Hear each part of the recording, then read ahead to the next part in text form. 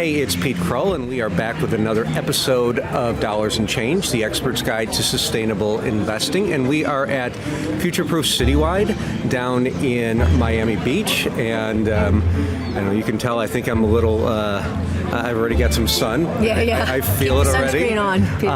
Absolutely. And I'm here with Maggie Kulyk today. And we're going to learn a little bit about her practice, and talk about maybe the future of sustainable investing in the current environment. It's interesting. There's a gentleman talking on stage quite a ways behind us here, who I think we both were shaking our heads at as he was talking. Maggie, welcome to the show. Thank you. It's a pleasure to be with you. Tell me a little bit about your story. How did you get into sustainable investing and ESG, or what's your story? Well, I started in the business about 23 years ago, and August of 2002. Okay. So right after the market meltdown of 2001. We got about 2 years on us. This is our 21st anniversary year right now. Yeah. Okay. And for my background is, I have a very unusual background from a financial services perspective. I have a master's in divinity. I'm ABD and a PhD in early Christianity and contemplative studies from Emory University, and was going to be a professor of religion. And for reasons too complicated to go into right now, that had nothing to do with that, it had everything to do just with my life, I wound up stumbling my way into financial services, where I had a vision of doing pastoral care with money. I love that concept. Tell me a little bit more about that. Well, I mean, I grew up in a family that was an entrepreneurial family. The family business is will be 125 years old this summer. Wow. I am no longer part of that business, but that's staying power. It is. That's amazing. It is, and so this when my academic horizons constricted for personal reasons, unable to leave Atlanta, et cetera, financial or not financial, really family complications, I really was adrift, and I was very. Despite growing up in an entrepreneurial family, I was not very into money. Okay. And I had a sort of epiphany kind of moment where this voice in my head said, "Get up and deal with your money." And I thought, I didn't think you did money. Yeah. And so I wound up starting to think about how much money made me feel nauseated. Okay. And I thought, I think that's the case for a lot of people, right? Exactly. And I thought I can't be the only person on the planet who feels this way. Right. And so I just sort of set off on this journey to figure out what to do with that, and then again found my way into financial services, and then really just began connecting to people around this. I mean, again, remember, it's 2002. Right. So I was meeting people who literally had not opened their statements post-crisis. Right. I mean, literally. I would have people come into my office with a unopened statement, and we would open it together and deal with those sorts of things. Yeah, I was with Merrill Lynch at the time. Oh, Lord. Yeah, exactly. Yeah. Exactly. There's so many things to say about that, Peter. There's so many things to say about that time. But I started out with American Express Financial Advisors, and I was attracted to them in part because they really emphasized financial planning, which was where I wanted to be. I wanted to be in those conversations, those sorts of relationships. Right. I started to attract clients who were attracted to my background, and they were also, it became obvious very quickly, because like attracts like, they were very politically progressive. They were interested in trying to do less harm. And I will say, honestly, I struggled for years trying to figure out how to deliver that to them. Well, at that time, we didn't have the solutions that we have now. We did not. And so, I mean, we struggled as well with what funds to use. We weren't even close to having an individual stock portfolio at that point. Right. So, which Calvert fund do you use? Which Pax World fund do you use? Exactly. Et cetera. Exactly. And that wasn't very satisfying to me. Right. It wasn't very satisfying to my clients. But we stumbled through, and then ultimately American Express becomes Ameriprise. Right. Ameriprise is a very good company. I had a lot of great relationships, but ultimately felt like I had to leave in order to really put this brand identity into the universe. Right. And also to be able to really, buy my own resources that I felt was necessary to create what we do today, which is, our own individual stock portfolio that we use. You were sort of for clients. handcuffed into their system. Totally, yeah. And they were nice. It was a good place to be handcuffed, but I was done being handcuffed. Yeah, I get that. Yeah. So this was 2002? No. Oh, okay, yeah. When did 2018, that? actually. 2018 you started. Yeah, so it's been 7 years ago, last month. Wow. That we've been completely independent, and we've been full on Chicory Wealth. Now the team that was with me is still, the 7 people we left with are still with us today. Now we're 20 people. That's amazing growth in 7 years. Tell me about that growth journey a little bit. Yeah, it was, I think a lot of folks in our industry break away from larger entities, like an Ameriprise, for example, or others. Or Merrill or whatever. Or whoever, yeah. right, for monetary reasons. Right. I did not. The truth is, I didn't even do the math. I didn't. I mean, I went for mission reasons.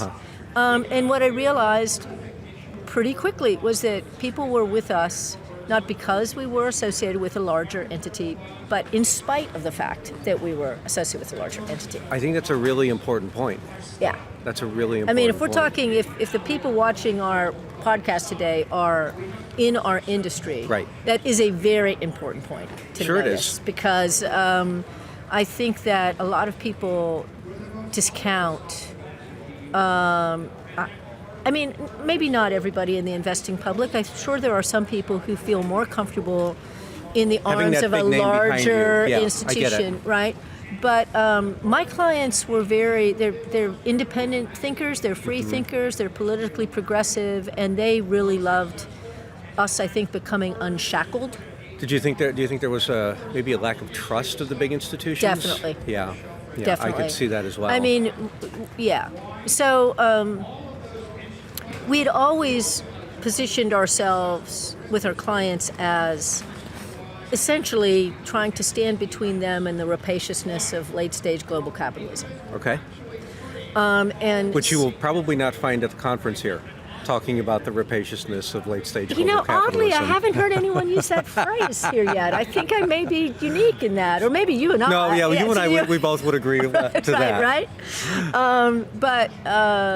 Yeah, we'll get into a minute where we're at in this moment in history. But so we were able to continue that, and I think most importantly, we were able to make the move to be crystal clear about what our mission was. When you're with a larger entity, they have their own brand identity. Of course. And I respect that. It's just that we didn't want to have that. But to speak back to the growth, yes, I mean, we began to attract clients and assets and continue to grow very, very much so in ways that I had underestimated, to be frank. And you think a lot of that came from sort of dissociating yourself from a bigger entity and being viewed, I don't know, as a boutique firm or something that's yours. Yeah, and laser focused on who are, being able to say clearly and demarcate clearly who we are and what we do and what we don't do. Right.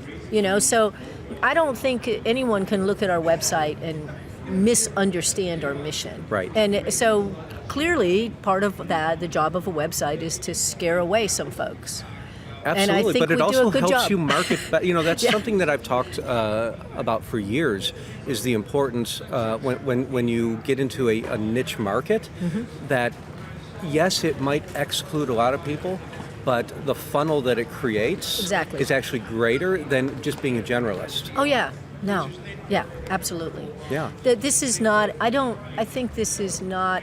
Well, I mean, I shouldn't say that. There are certainly large firms who seem to get away with being generalists, but right. But that's okay. I mean, we're doing what we're doing because we feel like we have a mission and we're committed to that mission. Yeah. And with using whatever tools we have, and we refuse to give in to the cynicism associated with our zeitgeist. Right. Wow. Well, I did have a, You're spot on. I get almost it. a PhD. I get it. Almost. I'm married to a double PhD. So. Oh Lord. Yes. All right. Well then, Yeah. talk about zeitgeist. And I love you very much. I married up is what I like to say. So talk to me a little bit about how, once you separated from Ameriprise, how did you really differentiate yourself, and how did that growth start to come in? What were some of the specific things that you did? Well, so, if you've ever left a firm, we were franchisees. Right. So we were Okay. not employees. So that meant leaving Ameriprise still required us to be extremely careful and breaking no glass on the way out. Understood. Right. But that also meant having to build a parallel brand identity even as we were preparing to leave. Makes sense. My team, I have joked many times that every time I say to my team, I have an idea, I watch the blood drain from their face. So, I once I had in my head that this commitment that we really needed to do this, that was September of 2017, and we left on December 21st, 2017. Wow. 2 months. Yeah. I'm somewhat of a believer in, once you make a decision and once you see something, for me anyhow, it's very difficult to unsee it. Yep. I'm similar in that respect. Right. And I want it done tomorrow. Yeah. Yeah. Yeah. Which is why we have to surround ourselves with people that have more sanity than we do, which Right.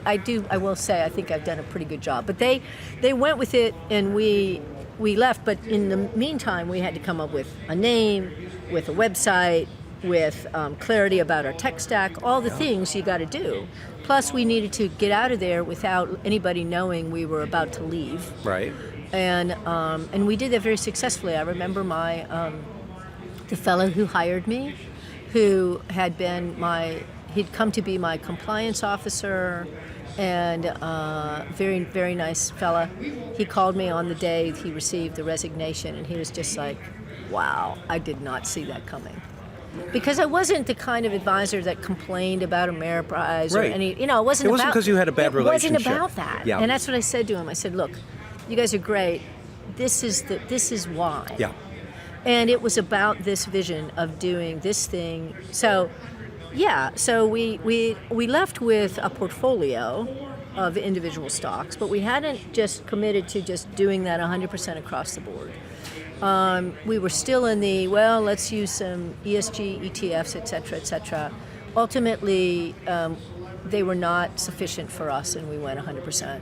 But, there's just a lot. I mean, that was, and even just as recently, relatively speaking, as 2018, everything had to be wet signed. Yeah. Think about that. Oh, I know. That's crazy. That's crazy. I mean, it was just like, and of course, as you know, if you've ever left with a practice, the contra firm shuts you off and wants to go get your clients. Mm-hmm. And I think we lost 3 clients. Out of about 180, I think.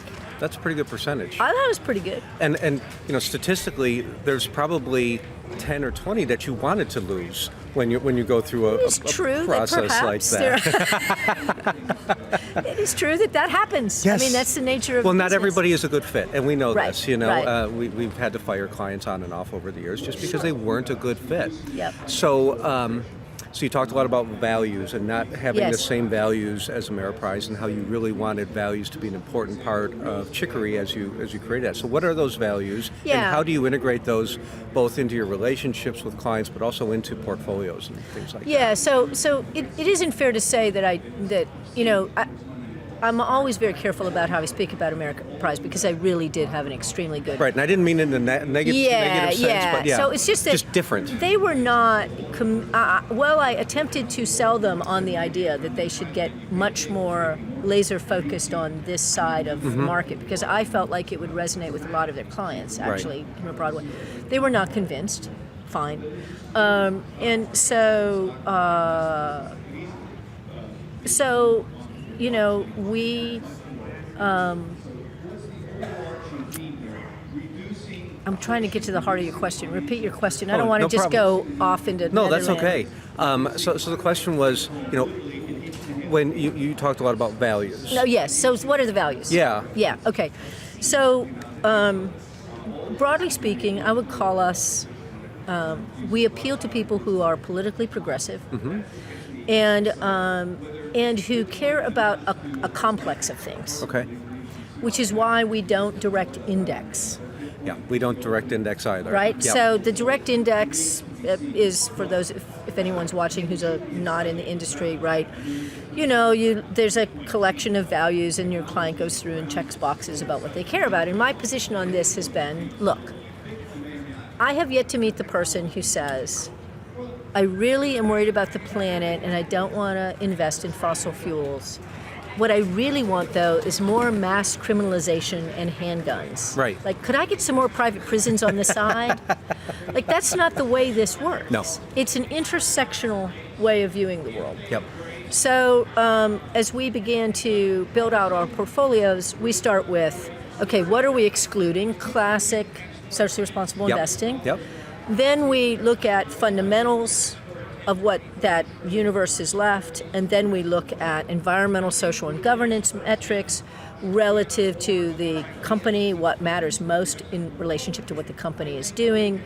And then in an ideal world, we're also finding companies that are positively contributing to sustainable development goals. That was going to be my next question is, because so much of ESG is about being less bad. That's sort of how I frame and we it. are still, I say to people, you cannot invest in late stage capitalism and not do some harm.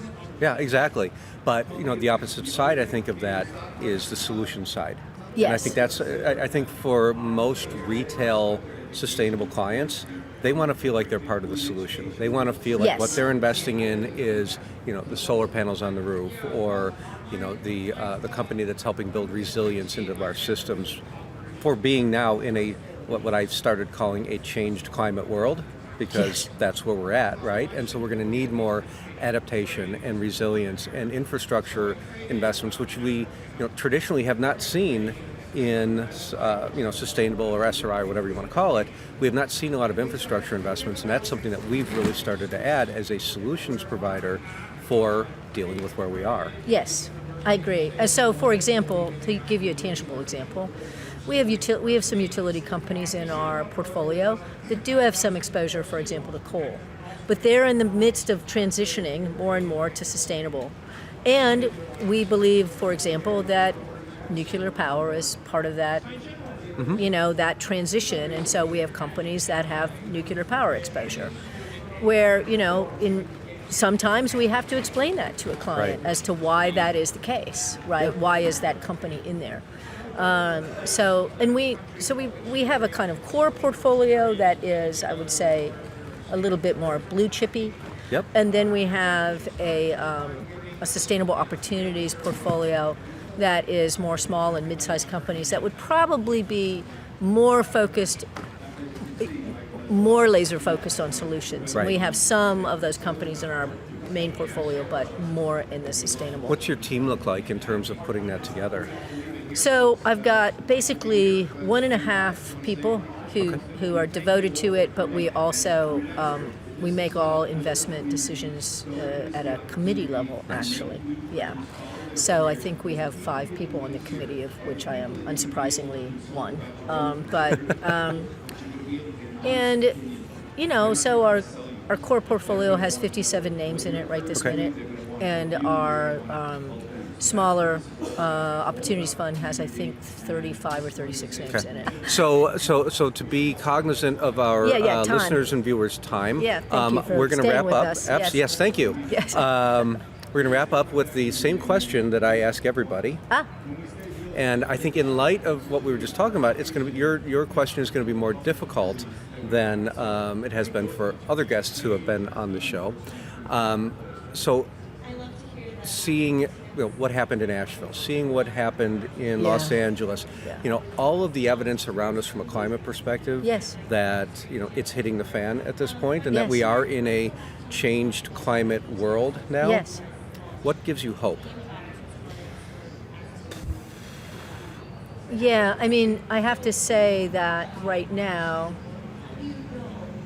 we've all of our cultures, well, not all of our cultures, but certainly in the United States, we are in the throes of active delusion on many levels, and have been, including climate.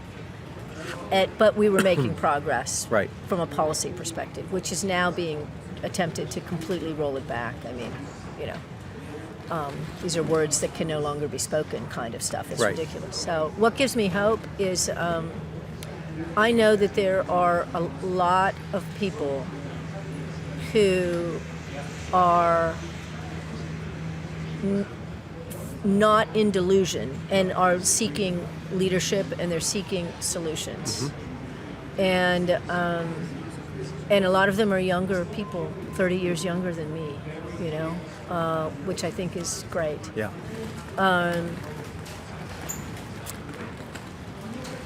So, hope is a verb, Peter. It's not a feeling. So Right. you just got to keep doing it. So what gives me hope is the same thing that gets me up and gets me out exercising every day, because we're going to do it. We're going to enact it, and we're not going to, in our case, we're not going to lose the thread of the mission. Right. If we're the last people standing, you and me, by God, we'll be the last people standing. It's about action. It's about action. Yep. And it's about organizing. And it's about waiting for leaders to rise. We need leaders to rise. We need strong leaders to rise at Yes, this point. I yes. agree. And it could be that, we're all the people we've been waiting for, because no one else is going to come and save us. That's true. Thank you. Thank you, Peter. I really It's so fun to appreciate play. the conversation. It's fun to play with you. I said, it's fun to talk with you. Well, this is like play. That's there right. is We are in the sandbox, there is right? sand under our feet here. I want to thank you for spending some time with us here. Please make sure that you like the episode. Please make sure that you follow us on whatever social media it is that you follow. And Maggie, till next time. Great. Thank you. Peter. Lovely. Thank you too. Bye-bye. Take care. Bye-bye.